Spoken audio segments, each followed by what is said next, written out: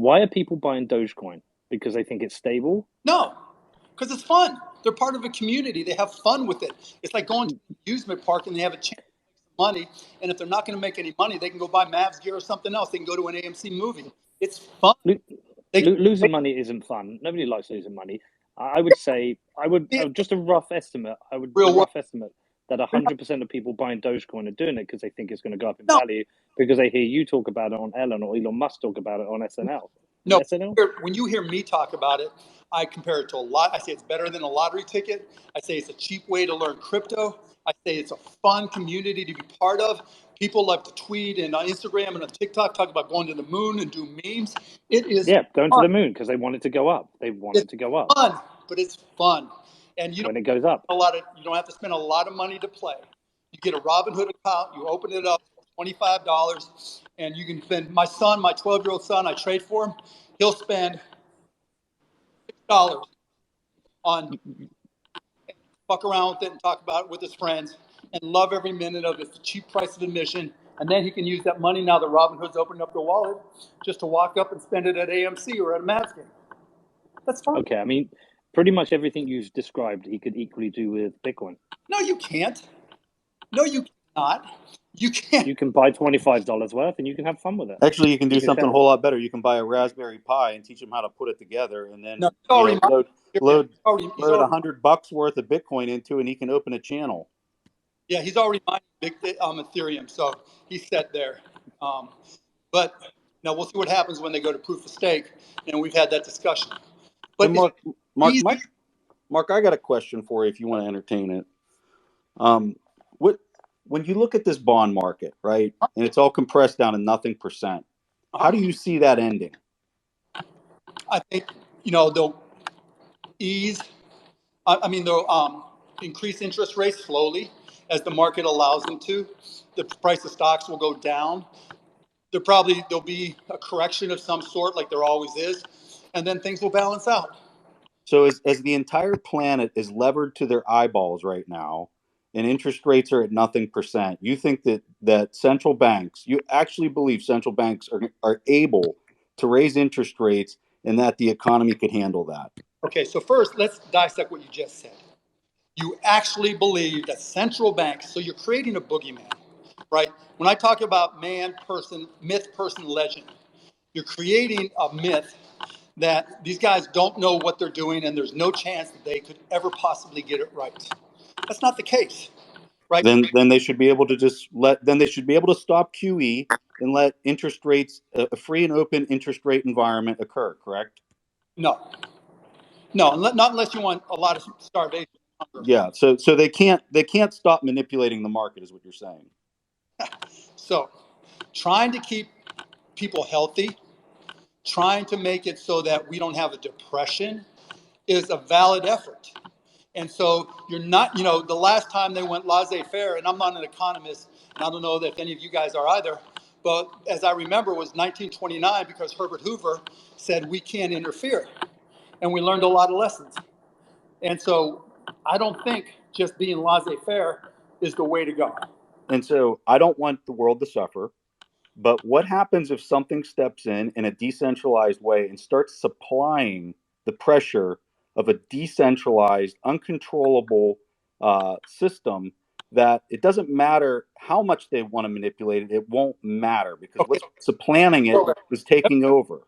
So you guys look, like I wrote in my little tweet storm that right before this, you guys do a great, great job of selling the legend, selling the myth. What if? These guys are idiots. The central banks are idiots. The amount of debt is crushing. Fiat, you're losing every second of every day because of inflation. It's not that it's not based on truth. But let me give you an alternative. What if, using AI, artificial intelligence, we increase productivity 20%?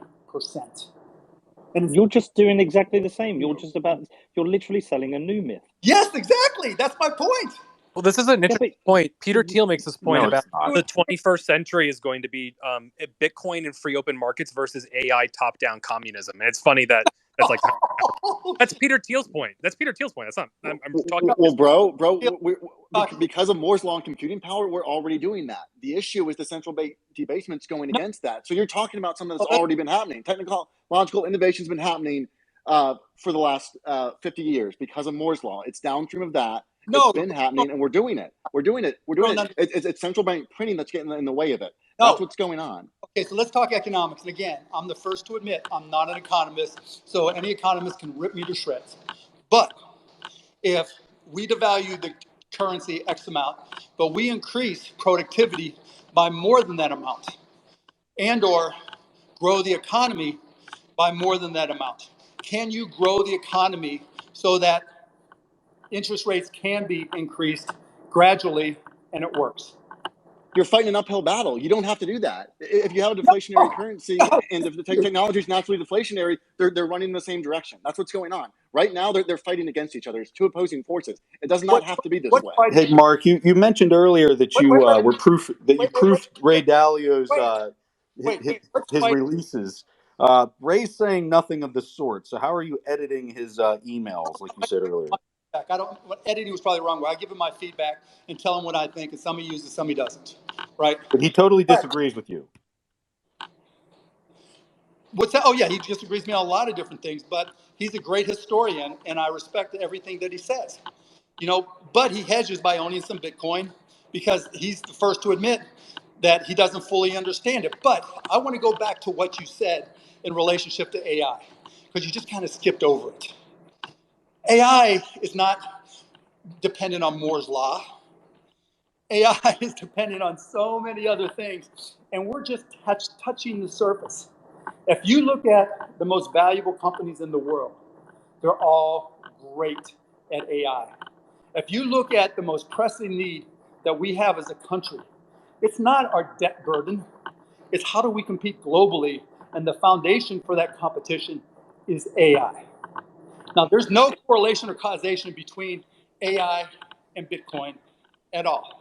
And if I had my druthers between AI, and there are some risks, increasing our productivity or just doing things to increase our productivity 5, 10, 15%, I'll take that over Bitcoin taking over our economy every single time.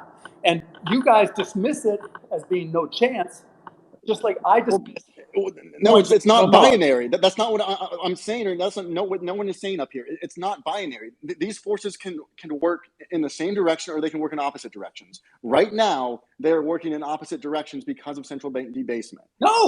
Yes, they are. Mark, you're wrong. They are working in opposite directions. Dude, how are they not working in opposite directions? Right? You just said. Here's what you said. You said that if productivity can outcrease printing, it does good. But it doesn't have to be that way. You're right. That's a true statement. But it doesn't have to be that way. They can work and go in the same direction, and that's what a sound monetary standard does. It's not an either or. So put a timeline on when you think Bitcoin can be integrated to the point that it is a replacement for the central bank.